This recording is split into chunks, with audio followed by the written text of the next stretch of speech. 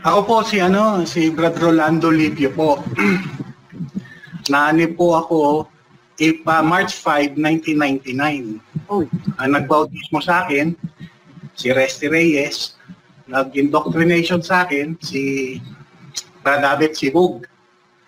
Yan po yung niyan. Unang lokal ko pong dito sa lokal ng Kilo. Tapos inilipat kami ni Brad David Sibug sa lokal ng Santo Cristo. Yun po yung niyan. Kaya po yung pag-exit ko, hindi pa naman po kayo nagsasalita nun. Siguro mga kaya nga po mga 2 months. Brad Bong, pinagsitangan po ako daw po yung may kasalanan. Ang dami ng sa akin kapatid na Brad, hindi ka pa po nag-exit, hindi ka pa po nag-expose. Ang dami ko na po duda.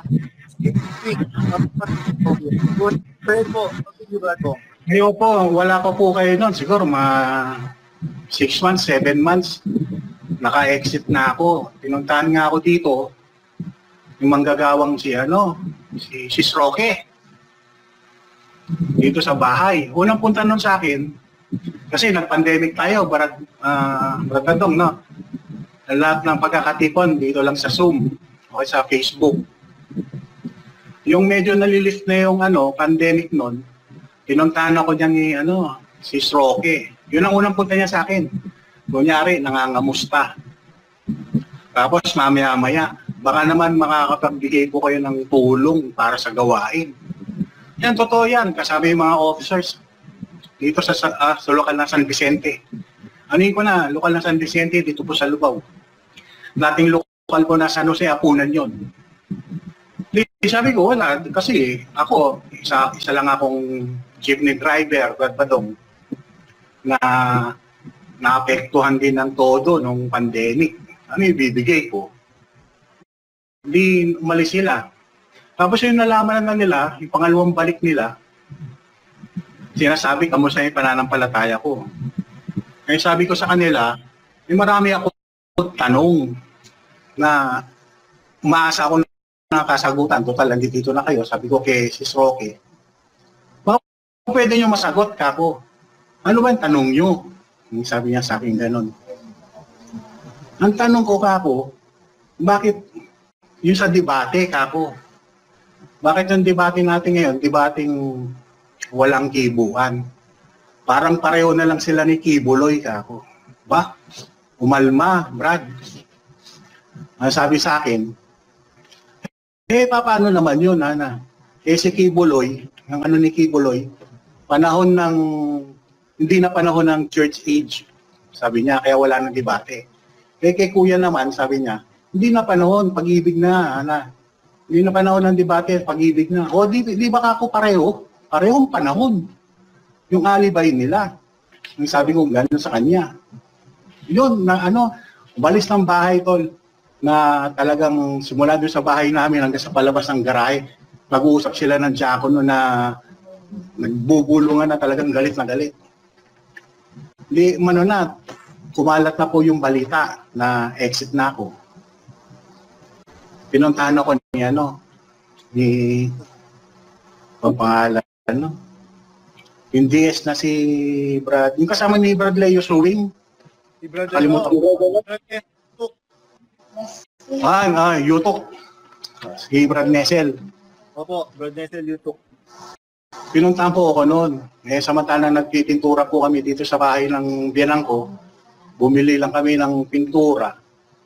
Nakita ko, kasi San Matias po kami yung ginagawa namin bahay dito sa San Jose. Pinuntahan ako, ba't ganun? Ba't hindi man lang kayo nag-abisa para may kaayusan? Sabi kong ganun. Kahiyaan na po kasi. O sige sunod po kayo sa San Jose. Sumunod naman po sila sa San Jose. Sa XLT, doon sa XLT ko, doon na lang sila, doon na lang kami nag-usap-usap. At inano ako ni Brad Nesel Yutok. Iba naman ang tinema ko sa kanya, tol. Sabi ko sa kanya, bakit kailangan pang yung mga ginagawa nating mabuti, picturean pa natin, sabay post sa social media. Sabi ko gano'n. Ang sagot niya sa akin, sa pagkakatanda ko, sagot niya sa akin, Alam mo bro, kasi nasa ano na tayo maunlad na yung technology natin. Paano malalaman ng taga-ibang bansa, taga-ibang bansa, tsaka sa taga-ibang lugar, na tayo gumagawa ng mabuti? Sabi niya gano'n. Kako, di ba dapat pagtitiwala na lang natin sa Diyos yun, kako? Kung paano kakalat yung gawang mabuti nyo, kako. Dapat pinagkatiwala na lang natin, ba't po-post natin sa social media? Bawal na bawal yung kako. Yung tinatalata natin palagi, Mateo 6:1, sabi ko sa kanya. Ang pagkakatanda ko sa explanation ni Brother Eli dyan, kako, pag period, kompleto na yung sentence, kako. Yes, yung period. Opo, yung Mateo 6:1 po. Pag ang isang talata, sabi ni Brother Ellis, pagkakatanda ko, sabi ko kay Nesel Yuto, pag ang isang talata nagtapos sa period, tabuan na ng sentence yun. Ando doon na lahat.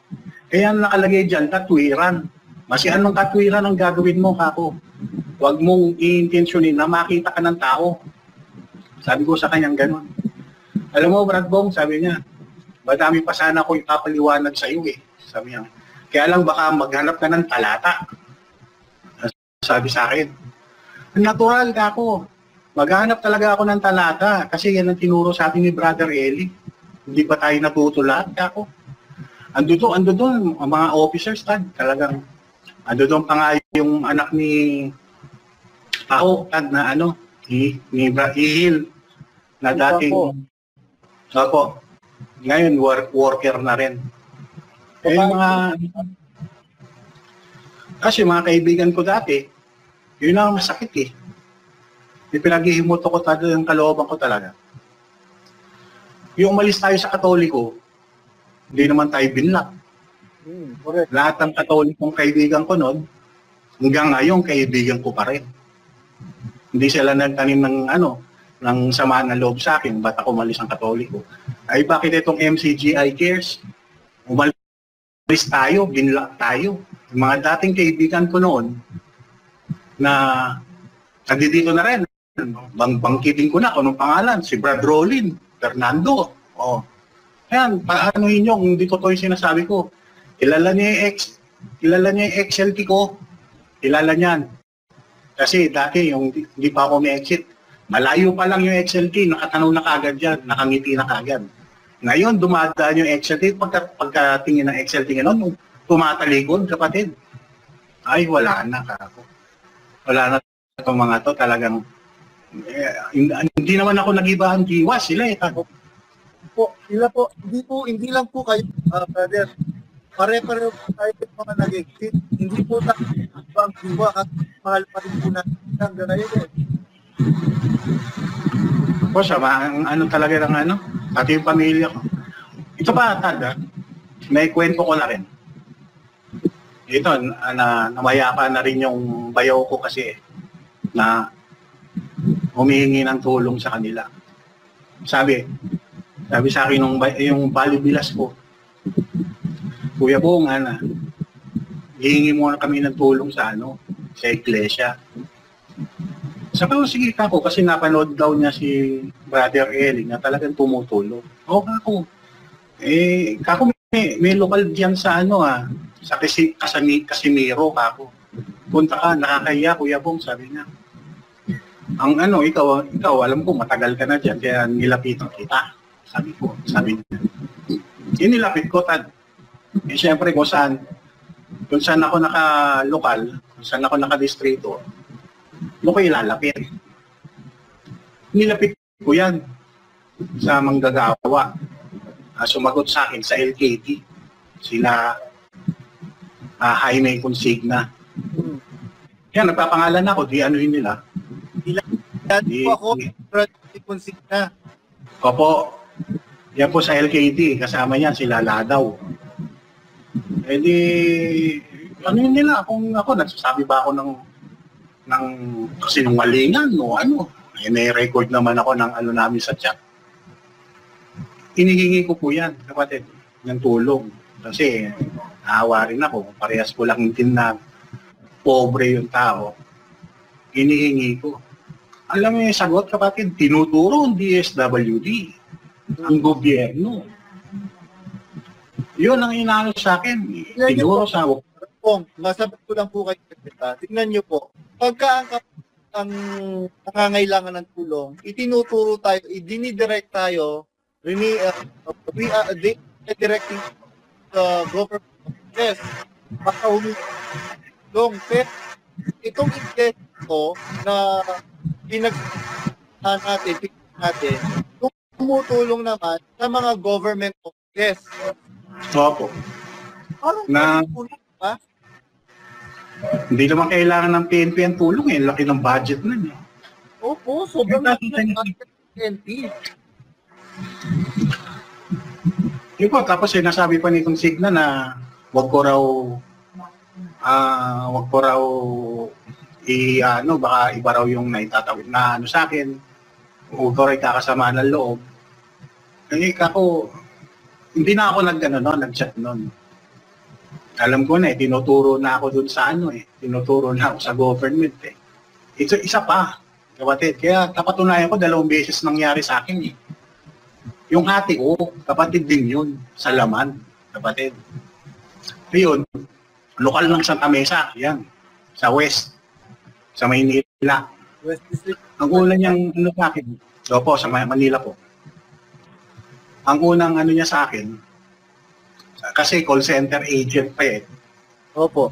Bigyan sa akin na, Bong, sabi niya, tulungan mo nga ako, ano bang gagawin ko? Gusto kong makadalo.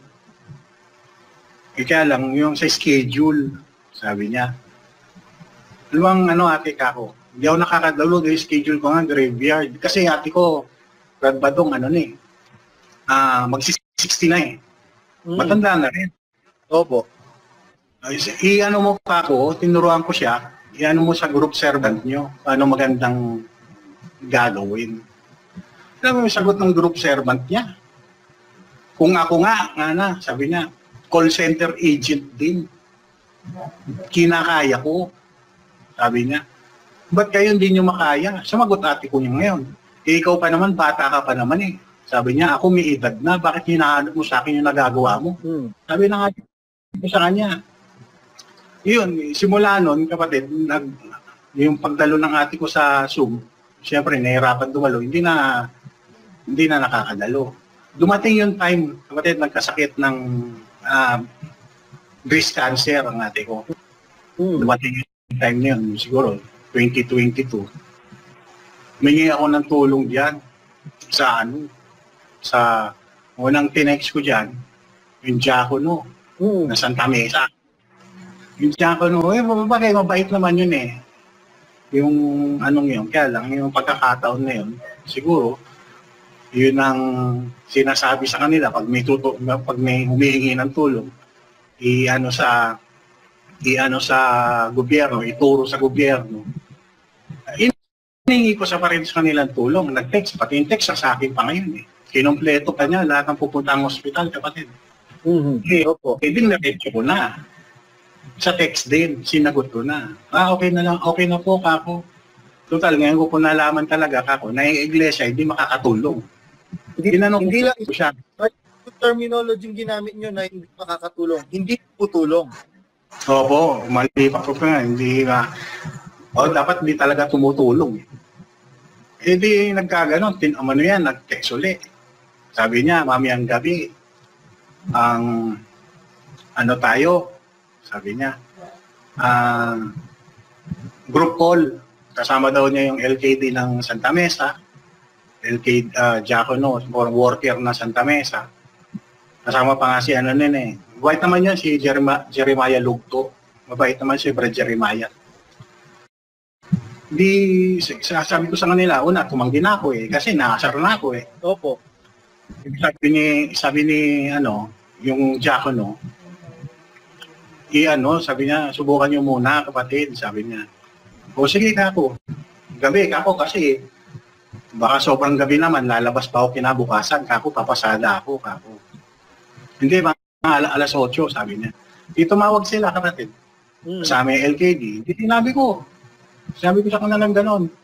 Yung urgency, kako. Kaya nga ako hingi ng tulong sa iyo, kako, sa inyo. Yung urgency ng yung pangangailangan, kailangan na, kako. Kaya nagpapatulong na ako sa iglesia. Hindi nga lamang ngayon ng worker, hindi namin alam na gano'n, na kailangan na. Ako hindi alam. Sinabi ko, kailangan kasi may mga test na magawa bago i-chemotherapy ako. Sabi ko pa sa kanila, di bali na lang ako. Huwag na natin pag-usapan, di na ako tumingi ng tulong ako. Sumagot ngayon yung worker, hindi ko na matandaan kung sino yung worker yun eh. Sumagot po sa akin, sabi niya, wag mo naman kadlangan yung mga kapatid na gustong makatulong, sabi niya ganon. Ay, bahala po kayo, kako. Kung gusto niyo tumulong, alam niyo naman po yung address ni ate. Kaya na pong bahala. Ako, kako.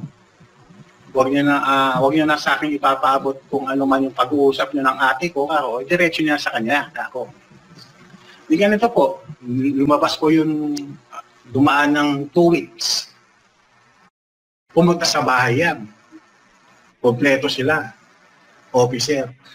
Yung isa pong kapatid kong lalaki, hindi naman kapatid yun. Ang sabi, kumato po sila sa bahay. Sandali lang po, siyempre pinapasok lang kuya ko. Yung kuya ko, sa bahay po kasi namin, simula nung nag-pandemic, talagang bawal talaga magpasok ng tsinelas doon, kapatid. Siya ako na pumasok. Hindi nakita nila na nag-alis ng tsinelas si kuya. Di dapat, kung ano yung regulasyon sa bahay, di ba? Dapat susundin nila, kapatid. Yun ang turo ni Brother Eli eh. Kung nakita mo yung may bahay na nag-alis ng tsinelas, mag-alis ka rin ng tsinelas pagpasok mo. Correct. Sila po dire-diretso raw, nagkukwento sa akin yung kapatid ko eh. Nainis pa nga ako sa kuya ko dahil sa tanong eh, ano ba namang klase itong mga kapatid mo? Sabi niya. Hindi pumasok ko silang ganon. Nakikinig sila, may radyo pong maliit doon. Nakikinig ng balita yung kuya ko kasi ando doon. Biro mo sila, kala mo bahay nila, pinatay nila yung radyo. Anong sumapi dito sa mga kapatid na po, ba't ganito? Lang po, pasintabi, no? Opo, ganyan po kasi yung nangyayari ngayon, Brad Bong, dahil nawala na po yung kabutihang asal na ituro ni Brad Eli sa atin dati na ang kapatid kahit barong pa yung bahay kapatid na binisita pagka naglubak ka rin ng barong Opo, ganun po yun. Ganun. Yung mabuting asal na itinuro ni Brad Eli sa atin na pagka merong tanong, huwag kayong magagalit. Kaya nga, di ba, sa consultation, Brad Bong, sa consultation, kahit na yung kapatid, sinasalo pa Brad Eli huwag kayong mainis na iyan kung kapatid. Ganun ba? Problema, Brad, harap ng kapatid. Kahit na doon, nawawala ito. Dahil, oo nga, no, ganun doon. Tuturo ngayon. Yun. Leo's Wing. Ito ngayon na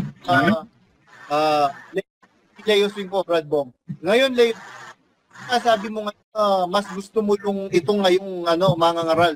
Dahil ayaw mo yung pangangaral. Ngayon, nagmura ka rin ito. Di po ba, Brad Bong? Ganun po yun? Opo, nagmura. Narinig ko nga. May tinitik siya eh. Oo. Hindi. Palpak yung tinitik niya eh.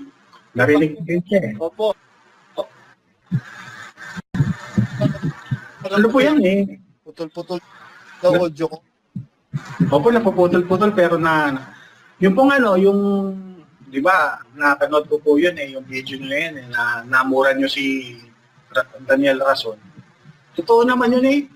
Di ba nagpaksa si Brother Eli na yung mga relihiyon na hindi sa Diyos, mga puta talaga ina niyan. Nagpaksa si Brother Eli niya, kakatanda ko na sa Apocalypse yun. Anak ng mga patutot. Po yun. Sino po ba yung ina nila? Yung patutot. Yung patutot. Diba, harlot. Puta sa Espanyol. Puta. Hijo de puta. Anak ng puta. Kaya yung sinabi niyo yun, okay lang yun eh. Ano talaga siya? Doon sa paksa, talaga yung mga ganyan, mga anak ng puta. Bradbong, nadistino po ako sa sa lokal ng Santa Cruz, Lubao, Pampanga, sa Lumawak. Doon po ako naging regular sa Lumawak. Tapos sa San Pablo 2. Nadistino po ako saan pa ba sa Guagua ako nadistino. Yun lang. Sa production ko, nadistino din ako isang pagkakataon yata o dalawang pagkakataon. Ay, kami po sa ano lang talaga. Putol-putol. Sa Santo. Opo eh. Sa Santo Cristo po talaga, tsaka sa Kilo. Yan, marami po mga kapatid na mababait dyan, lalo na sa Kilo. Opo. Po, with all fairness naman po, Bradbong, talagang in general, mababait talaga ang mga kapatid.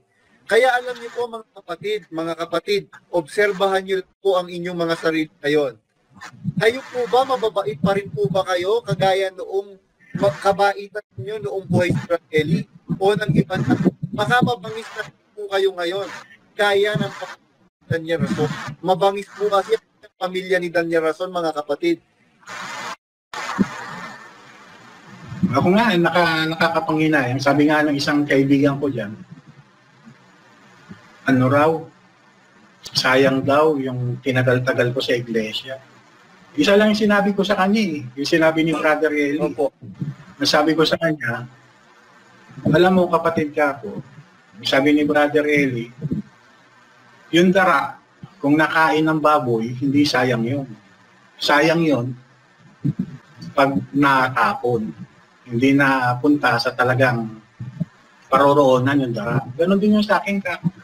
Yung 25 years ko dyan sa iglesia ka, kung di naman nakatapon yun, napunta talaga sa dapat napuntahan. Amen. Nawala Ang talata doon, Brad Bong. Ang talata doon, Hebreo sa Diyos ay hindi liko upang limutin ang inyong mga gawa at ang pag-ibig na inyong ipinakita sa pangalan ng mga banal. Kaya sa sinasabi ko sa kanya, yung nga, hindi nga umimik yun eh, sinabi ko sa kanya, sana, kako, maski wala na tayo sa pinagsasama-samahan natin, kako, sana manatiling magkaibigan po tayo. Sabi ko, hindi man umimik, kapatid. Wala akong mga... Kaya nga po, Brad Bong, ang babagsik po ngayon ng mga pero sabi sa mga kapatid, lahat natuto sa GC. Meron po kasi kaming GC, i-add kita doon, Brad Bong. Para Opo. Sa ano po kasi kasabihan ko po, pinapayuhan po namin yung kapatid na mga kapatid, wag po ninyong papatulan yung mga kapatid sa social media. Tandaan po yung kapatid po natin. Yan. It just so happen na brainwash tuluyan ni Daniel. Yun. Kung na po kayo, better yet, wag na lang po re-reply. Totoo niyan, kapatid, yung una, naka-discussion ko pa nga dyan sa social media si Anya ko. Kilala mo siguro yun, kapatid. Opo, Exeter na rin po yun, si kapatid na Anya po. Nauna po sa akin yun. Pinagtatanggol ko noon si Daniel Rason. Opo. Ang ano ko noon, siya pinagbilinan ni Brother Eli na ang pagkalaban nyo si Daniel Rason, laban mo rin si Brother Eli. Yun din ang sinasabi ko sa kanya. Kamukat-mukat, talagang hindi ko maitindig yung yung puta kapatid. Laging rin ako dyan Kasama ko sila Harpon Liwanag dati, yung year 2011 hanggang 2014. Opo. Laging keyboard warrior kami against sa Iglesia ni Cristo. Opo. Kaya lang, ngayon, naititindig namin yung puta nun. Pero ngayon talaga, hindi mo na maititindig. Opo. Sa mga kita, di ba, walang kibuan? Opo. Si Brad Eli po, hindi po siya mahirap ipaglaban. Itong si Daniel Rason, napakahirap po niya ipaglaban. Mahirap po. Walang talata. Biro yung ayunong may kainan. Sa kumakita ang ayuno. Natatanda ko na nag-ano nga ako nung kapatid na ng sitas noon. Di ba nagpakain ng maraming tao si Jesus Christ? Opo. Sabi niya sa mga alagad niya, ayokong pauwiin sila na nag-aayuno. Baka sila malambot sa daan. Sabi ni Jesus Christ noon eh. Pwede sabihin talaga, yung ayunong hindi ka kakain. Opo. Oo. Ito po kasi, ito po si Daniel Rason, Brad Bong, matakaw po kasi ito. Hindi lang po siya matakaw, masiba. Tingnan niyo po yung tiyan niya, ang laki-laki.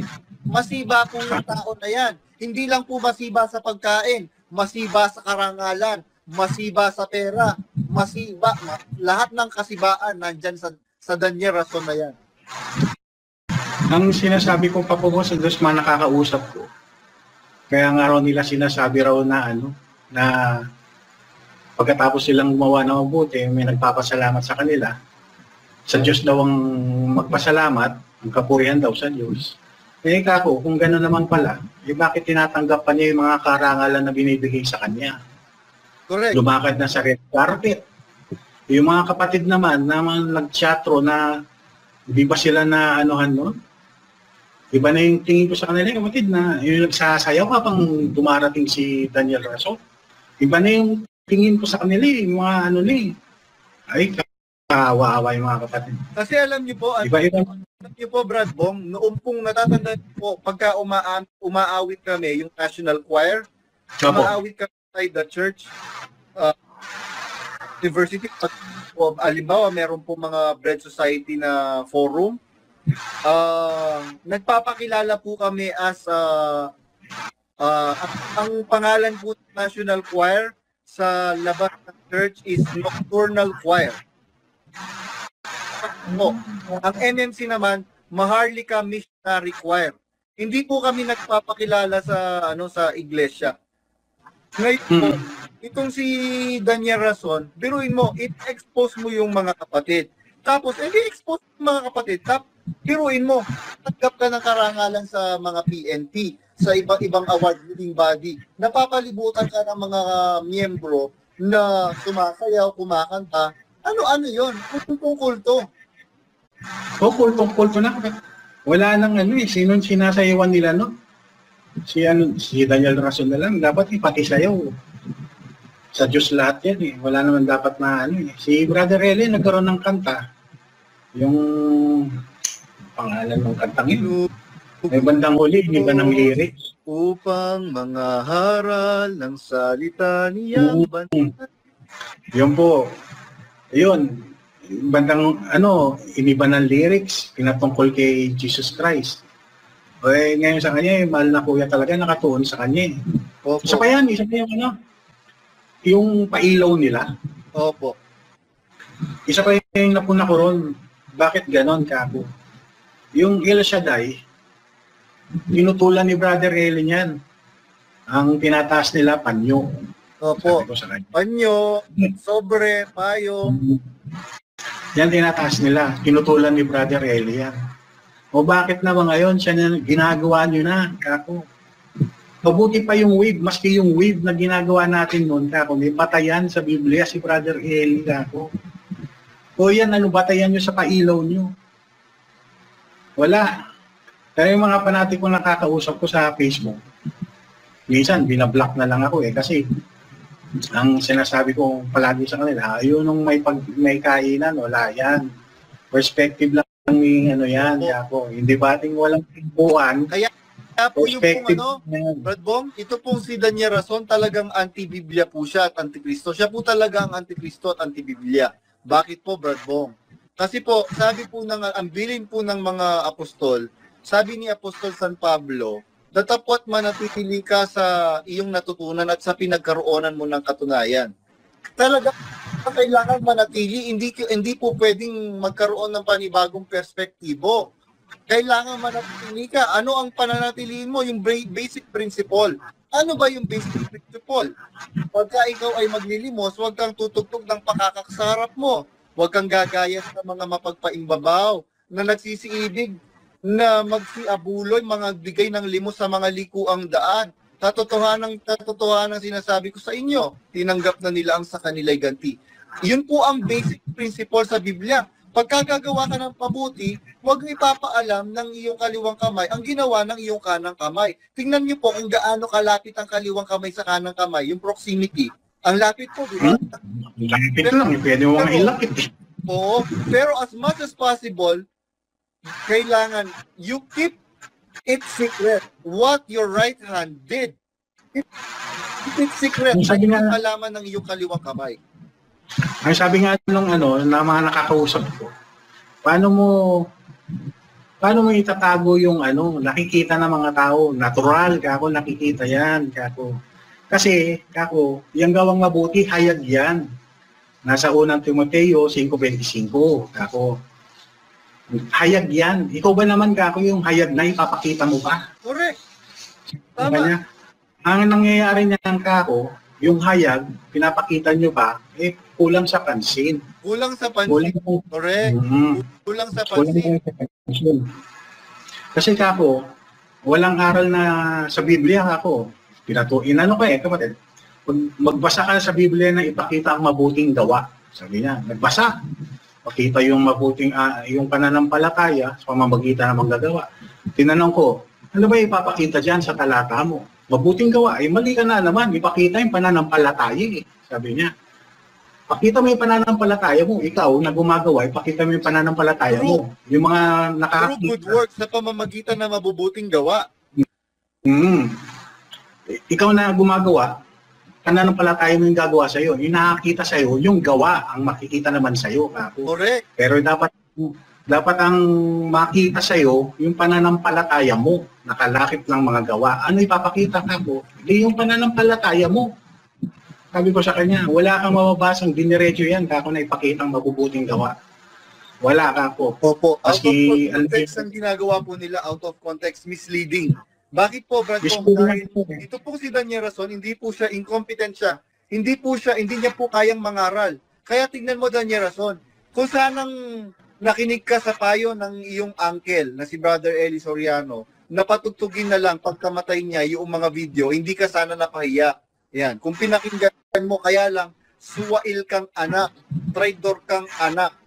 Tinuring ka pa naman ni Brother Eli na yung tiyuhin, na yung uncle, na anak sa pananampalataya. Pero, suwail ka palang anak. Yun po, Brad Bo. Kaya lahat ng, nagtaka pa ako noon, yung lahat ng signage ng dating daan, tinanggal nila sa lokal. Opo, tinanggal nila. Nag-rebranding, nagkaroon ng rebranding. Lalakad pala sila sa daan ni Daniel Rason. Opo, totoo po yan. Lahat po ng lahat ng ginawa. Tapos sasabihin niya, legacy continues. Yung legacy ni Brother Eli, yung mangaral. Kabi-kabila, walang sisinuhin. Yun ang legacy ni Brother Eli, pangalawa na lang yung mabuting gawa. Kaya nakakapanghinayang din. Correct. Nakakapanghinayang, kaya lang po, talaga pong ganyan kasi mga Brad Bong, ngayon po natin mapapatunayan kung sino talaga yung mga tunay na kapatid ni Kristo. Tayo po yung branded na na anti-Kristo daw Opo, ang Panginoong Jesucristo nga po, sinabihan po na na Beelzebub Si Beelzebub, prinsipe po yun ng kadiliman. Biruin mo, ang Panginoong Jesucristo, sinabihan na Beelzebub. Sino pa kaya? Kaya nga ang sabi ng Panginoong Jesucristo, Brad Bong, ang alipin ay hindi lalong dakila kaysa kanyang Panginoon. Kung ako kanilang pinag-usig, kayo man ay pag-uusigin din. Kaya mga kapatid na nagsipag-exit, wag po tayong umasa na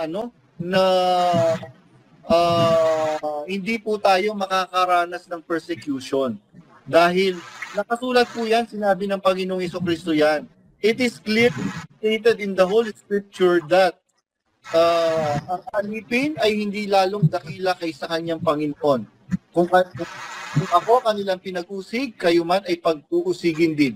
Expect the worst, mga kapatid. Kaya ngayon, ang kailangan natin gawin, mga kapatid, kagaya ng ginagawa, mga kapatid, ulitin ko po, winawarningan kita, Randy Mangilikman. Isa pang beses, kaya nagtuturuan kayo, di ba, nung isa pang DS dyan sa Europe, na nagtuturuan kayo na ikaw yung nag-utos na ipablock si ganito. Nagtuturuan kayo kasi natatakot na kayo ngayon. Akala ninyo hindi kami kikilos. Maraming tumutulong sa amin ngayong lawyer at international lawyer. Pati dyan sa Canada, ipade-deport namin kayo. Mag-asawang Maricel at Jodit Plastina, ipade-deport namin kayo. Once na hindi pa kayo tumulong, ngayon lumubay sa pagkakarakter assassinate sa mga kapatid. Meron po tayo, Brad Bong, na international lawyer na asawa ng kapatid na nag-exit. Na nag-ano po yun. Gusto niya po akong tulungan na magkaroon ng religious asylum sa Canada. Sabi ko, okay pa naman po ako dito sa lugar ko at saka sa post ko. Sabi kong ganyan. Pagka na lang po siguro nagkaroon ng kagipitan, saka na lang po ako lalapit. Pero as of the moment, okay pa naman po ako. Sabi kong ganyan. Tapos sa Pilipinas, ganyan din po. Meron na po tayong mga lawyers na mga kausap. Sabi na po nila, Brad Batong, hindi ka nila pwedeng idemanda dahil meron ka evidence eh. You are just defending yourself. Doon sa ginawa nilang pangka-character assassinate sa'yo.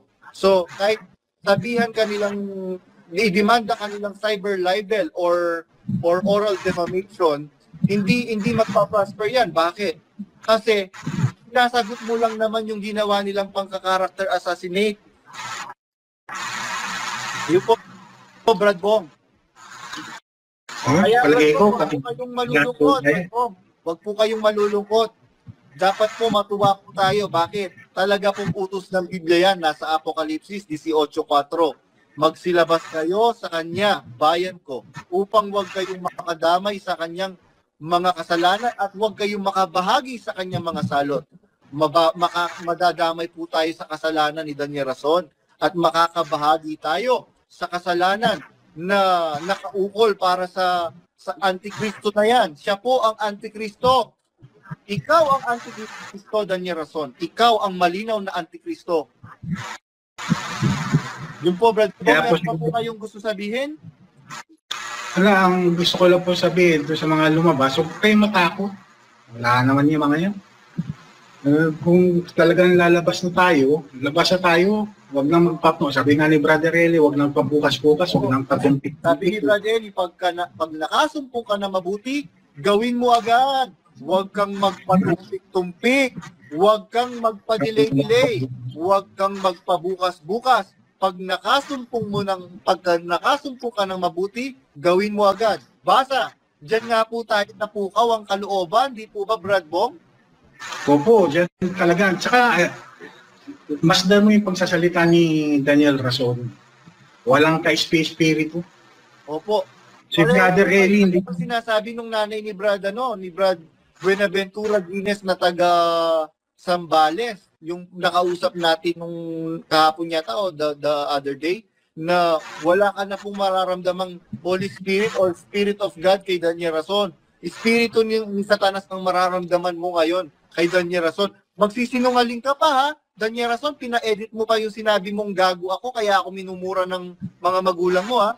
Sinungaling ka talaga, Daniel Rason. Pero hindi ko na mabubura yan kasi meron na kaming file. Kaya ko ba't ganun naging logic niya? Pag-amin niya na yun eh. Tsaka yung sinasabi niya na pinagsasabi raw yung tirahan niya. Hindi totoong mansion talaga yung tinitiran mo. Correct. Talaga yung noon, hindi ba siya nag-aral ng alam ko naman mataas ang pinag-aralan niya. Hindi ba niya alam na sinasabi kaya, niya? Nga po mataas yung pinag-aralan niya. Kaya nga po niya ako kinukutsa-kutsa na mas magaling naman daw po siyang magsalita kumpara sa akin. Dapat lang. Kasi pinag-aralan mo yan broadcaster ka nga, di ba? Tapos mas makikinggan daw po siya. Natural dapat ka lang talagang pakinggan. Ikaw talagang dapat pakinggan dahil ikaw ay church leader. Sino ngayon ang pinakikinggan nila? Si Badong. Si Badong na hindi man lang nakatapos ng kolehiyo. Si Badong na inalipin ng pamilya mo. Si Badong na minumura-mura ng pamilya mo dahil gago. Sinong mas pinakikinggan ngayon? Dapat sana ikaw ang pakikinggan nila pero hindi ikaw ang pinakikinggan nila ngayon. Bakit? Kasi wala silang maramdaman sa'yo, Daniel Rason, dahil swail ka sa salita ng Diyos. Hindi lang kay Brother Eli. Swail ka sa Diyos. Tsaka akala nila, tutol tayo sa pagkakalagay niya. Sabi ko naman doon sa mga kausap ko, kung ako tatanungin yun, hindi naman ako tutol eh. Siya inilagay ni Brother Eli. Hindi ako tutol dyan yung pagkalagay sa kanya. Tutol ako doon sa mga inaaral niya ngayon. Bakit gano'n? Ito po, susundan po natin yung point of argument nila na inilagay siya ni Brother Eli. Sige. Si Judas ba inilagay ng Panginoong Jesucristo? Inilagay po siya, di po ba, Brad Bong? Naging Judas. Hinalal po siya. Inihalal nga siyang na apostol. Kasama siya ng 12 apostol. Ngayon, nag-Judas siya, di ba? Ngayon, sasama ka pa ba kay Judas? Ganun lang naman. Nagkamali ba siya? Sabi ko nga sa kanila, si Brother Eli hindi naman nagkamali. Ang nagkamali, si Daniel Rason. Correct. Kung siya na malaki. Yung nga po yung itinupunto ng iba kay Brother Eli, ibig sabihin nagkamali si Brother Eli. Kung ang Panginoong Jesucristo nga na nakikita yung puso ni Judas, inihalal pa rin niya si Judas upang mapabilang doon sa 12 apostol. Si Brother Eli, kaya na hindi naman nakakakita ng puso. Nakita niyo po, Brad Bong, yung relevance? Yung parallelism? Sabi ni Brother Emil Domingo, in other words, Judas CDSR, mas malala pa po siya kay Judas, Brother Emil Domingo. Yun po, Brad Bong, go ahead po. Ang Diyos nga, naghalal, hinalal din si Solomon. Correct. Sino ba nagkamali? Si Solomon, kasi ang Diyos ba nagkamali? O si Solomon nagkamali, hindi ang Diyos. Hindi ang Diyos. Kasi si Brother Eli nakikita sa kanya dati, siguro, totoo naman siguro noon na kaya siya inihalal ni Brother Eli, ay nakikitaan siya ng pagmamahal sa gawain, kaya siguro inihalal niya noon. Iba naman yun ngayon. Kaya ang kalakaran po dyan sa iglesia na yan, maski nagsisimula sa officers, na karamihan sa officers, pag naging officers na sila, diakono, diakonesa, group servant, hindi ko naman nila lahat, nagkakaroon ng ere. Opo, tumataas po yung tingin sa sarili, nagkakaroon ng pride. Hindi naman nila lahat yun. Merong mga ganyan talaga, lalo na doon sa mga lokal na, Opo, mahirap marami pong ganyan, Brad Bong. Marami pong ganyan. Hindi lang po dyan sa Pampanga, marami pong ganyan. Ako, kahit sa ibang bansa, maraming ganyan. Bibiro mo kapatid na bagay, buhay pa si Brother Eli, hindi naman nakaabot sa sa KNP. Pagkakatipon. Kada pagkakatipon na lang ng pasalamat, kada teksto na, nagluluto sila. Kung mag-isa ng talagang dinig na dinig, kasi magkatabi lang yung pinagkakatipunan at saka yung lutuan nila. Ayaw nila na nasasabihan na na sana gawin na mas maaga yun. Opo. Bakit ang sinasabi nila na pag nakatingin ka daw sa isang bagay, hindi mo na makikita yung mga katabing bagay. Kako, tatama yan, pero napapakinggan ko kako. Naririnig ko yung pagigisa nyo ng bawang Hindi lang naman ako pati yung mga kapatid na hindi lang kumikibo. Ako lang talaga na pag gano'n na hindi ko matiis na nakikinig ng paksa, tapos sila, dapat mga officers, magkaroon kayong ehemplo sa lokal na kayo ang number 1 na nakikinig.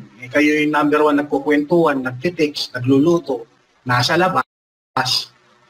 Kaya yung mga lokal na yung Santo Cristo, okay yan, pero yung mga inanuhan namin lokal na nagbawal si Brother Eli, sinabi ni Brother Eli, wala na mga kapatid sa labas na mananatili sa labas. Ang ginawa naman ng lokal namin, kaming nasa loob, inilabas. Nangyari na yun, yung pagtutol ko kapatid dun sa pagluluto. Opo. Kaming nasa loob, paupo na lang ako, hinarang pa ako. Opo. Sa labas daw kami nakaupo. Opo. Ayun. Hindi kami kontento lang. Opo, speaking of labas, opo, speaking of labas, ikaw, Efren Baking, biruin mo, sinuspindi mo yung kapatid sa Australia, sa Sydney yata, Sydney or Melbourne, sinuspindi mo yung kapatid dahil ng babae. Babae ka o basta ang niya, kaso niya is about sa babae. Tapos pabalik ka ngayon na ikaw ng babae.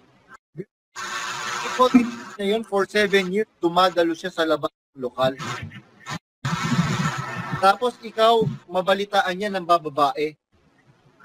Yung maraming kapatid na merong tindahan na humina hanggang sa magsara yung kanilang mga negosyo, mga tindahan dahil ipinagbawal ninyo na magtinda ng alak. Ngayon, nagbenta ng alak sa Brazil.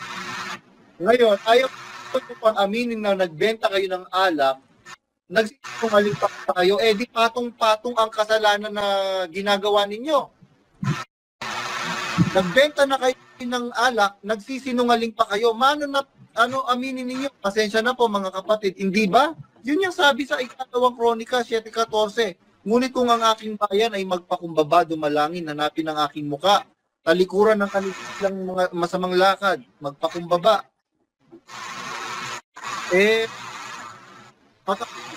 Patawarin ko ang kanilang mga kasalanan. Meron pa nga akong pagpapatawad ng Diyos. Kung ang iyong kasalanan. Ngayon, Daniel Rason, impacto ka. Sabi mo, di ba? Ako minumura ng mga magulang mo dahil gago ako. Di patunayan mo na gago ako. Anong pinagagawa ko ba? Ano bang pinagagawa ko?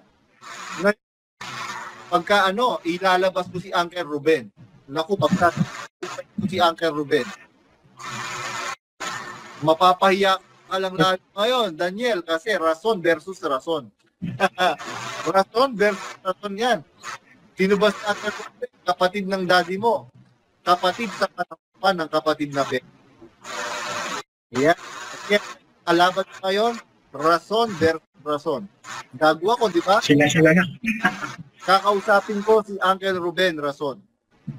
Pero kung pa po kayo sabihin, kapatid na pong Lipyo, ng lokal na Santo Cristo, Pampanga, isa sa mga lokal sa Pampanga. O ngayon po, wala na rin. Tatanga nga kami, ba't nawala yung bigla yun, lokal na yun? Yung Santo Cristo po? Opo, wala na po ngayon. 1969 na yun eh. Di po ba ang tapos ngayon, wala na po Santo Cristo doon sa bahay po ni Apong Goring Fernando ba? Opo, Apong Goring. Yung Berganyo. Opo, si Fatima. Namatay na po si Fatima. Ano po? Namatay na?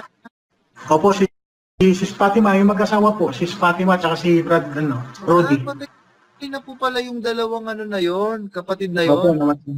Sila po. Kasi kaibigan ko po yung anak nila, yung member ng Pampanga Division Choir. Nung pong... Brad Lindon. Si Brad Lindon. Lindon. Opo. Di po ba yung bahay po nila yung lokal dati? Opo, yung bahay po nila.